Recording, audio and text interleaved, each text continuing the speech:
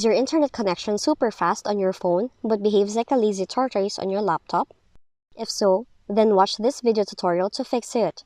Now the first thing you have to do is measure the internet speed. To do so, disconnect all devices except the one you're testing.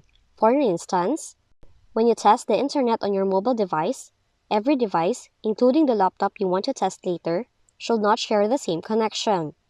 Then, you have to go to the same speed test website and run the test from both devices. Now, if the internet speed is almost the same on either device, but still appears slow on your laptop, this might be an OS level issue. Now, if the internet is also slow on the other laptop, it is probably a restriction from your ISP. If your laptop's internet speed differs significantly from your mobile devices, it may be a hardware issue.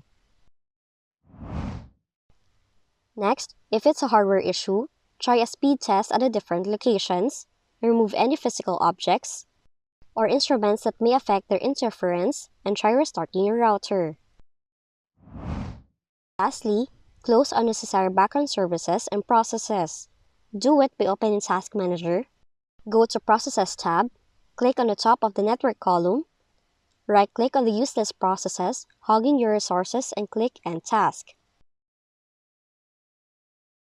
Next, click the Start Up Apps tab, and if you deem any task unnecessary, right-click, then select Disable.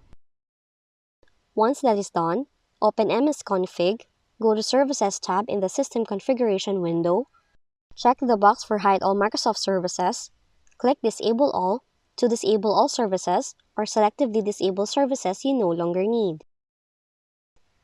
After that, check the internet connection speed on your laptop again. If you found this video helpful, kindly like and subscribe.